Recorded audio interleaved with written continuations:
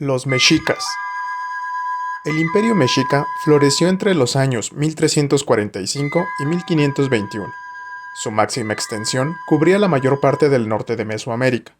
Los guerreros mexicas fueron capaces de dominar a sus estados vecinos y permitir que gobernantes como Moctezuma II impusieran los ideales y religión mexicas a lo largo del territorio.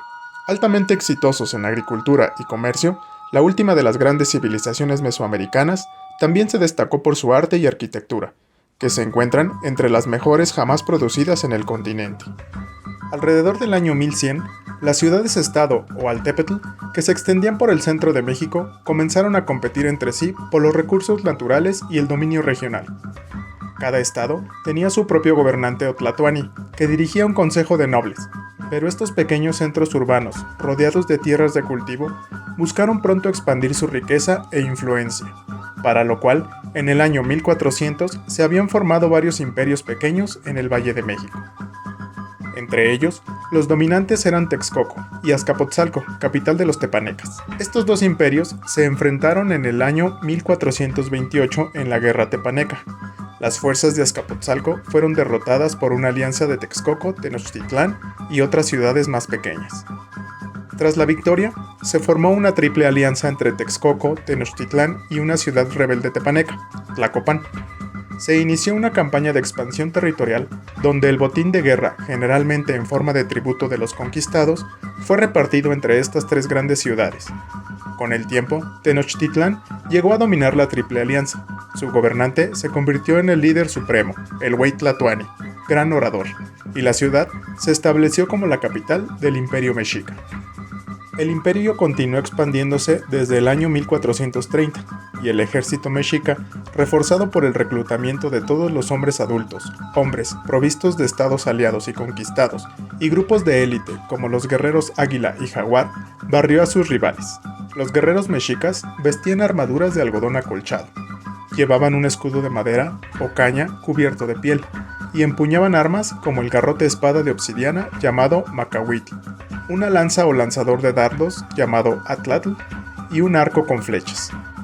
Los guerreros de élite también vestían espectaculares trajes y tocados de plumas y pieles de animales para indicar su rango. Las batallas se concentraron alrededor de las grandes ciudades, y cuando éstas caían, los vencedores reclamaban todo el territorio circundante. Se extraían tributos regulares y los prisioneros eran llevados a Tenochtitlán para los sacrificios rituales.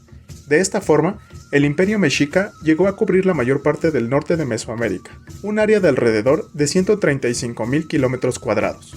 El imperio se mantuvo unido a través del nombramiento de funcionarios del corazón del imperio, matrimonios, entrega de obsequios, invitaciones a ceremonias importantes, la construcción de monumentos y obras de arte que promovieron la ideología imperial mexica, y lo más importante, la siempre presente amenaza de intervención militar. Algunos estados fueron integrados más que otros, mientras que aquellos en los extremos se convirtieron en zonas de amortiguamiento contra vecinos más hostiles, en particular la civilización purépecha.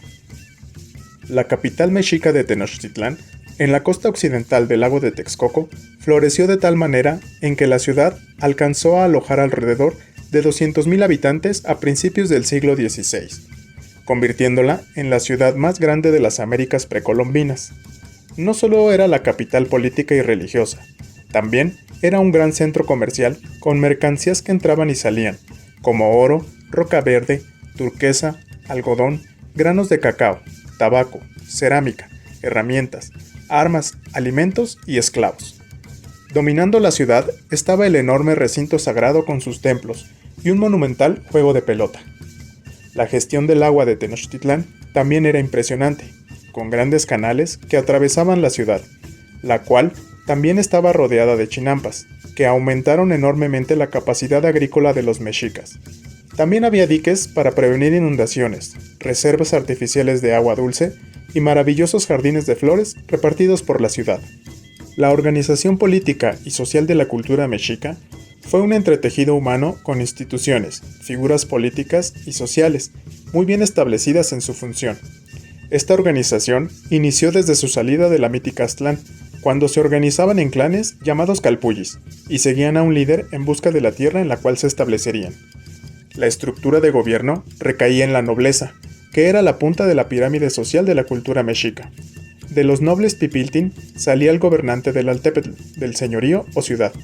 Al nacimiento de la Triple Alianza por la unión de Tenochtitlán, Tlacopan y Texcoco, y con el poder que Tenochtitlán forjó al paso del tiempo, el Tlatoani de Tenochtitlán tomó un papel superior en cuanto a los gobernantes de las ciudades integrantes de la Triple Alianza, quienes también eran considerados tlatoanis de sus respectivos señoríos. El Güey Tlatoani, o Gran Señor, era quien regía sobre la Triple Alianza. Esta figura política recaía en el gobernante Tenochca. Era el Tlatoani la punta en la pirámide de la organización política de los mexicas, que se complementaba con otras figuras administrativas, que junto al gobernante administraban los recursos, la impartición de justicia y la decisión de hacer la guerra para someter a otras poblaciones. Las tres figuras políticas del gobierno teocrático militarista mexica eran: el Güey Tlatoani representaba la autoridad suprema. En él recaía el deber de guardar por el bienestar del Estado mexica en lo respectivo al sustento y obras públicas, la vida religiosa, militar y la impartición de justicia, siendo de él la última palabra en este aspecto. Era elegido por un consejo de nobles compuesto por los jefes de los calpullis, que existían en Tenochtitlán.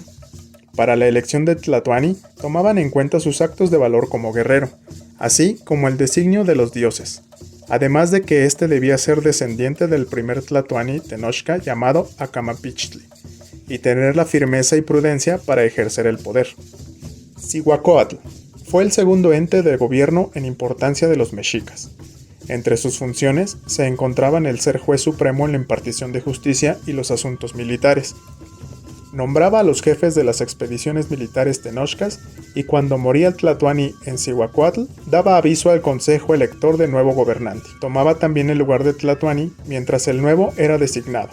Así también, cuando el máximo gobernante mexica partía hacia el comando de los ejércitos mexicas en la guerra.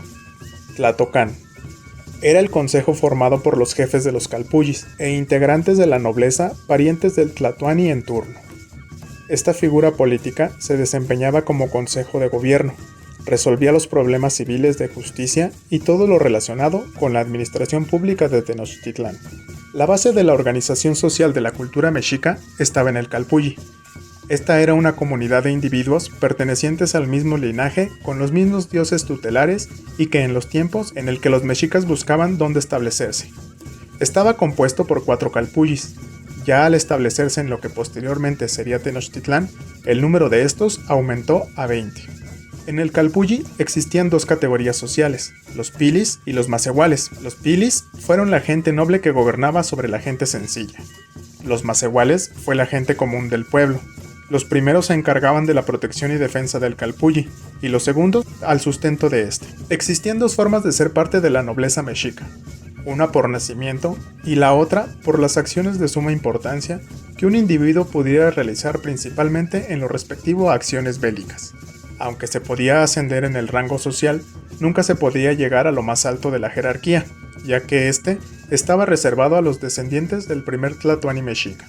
Los pilis, o clase noble, estaba integrada por el Tlatoani, la autoridad máxima de la comunidad. Los sacerdotes, personas cultas en la historia del pueblo con conocimientos matemáticos, de escritura y que se dedicaban al culto a las deidades mexicas, así como a la organización de las festividades religiosas.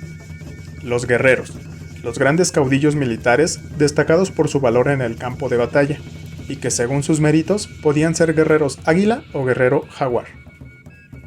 Los comerciantes.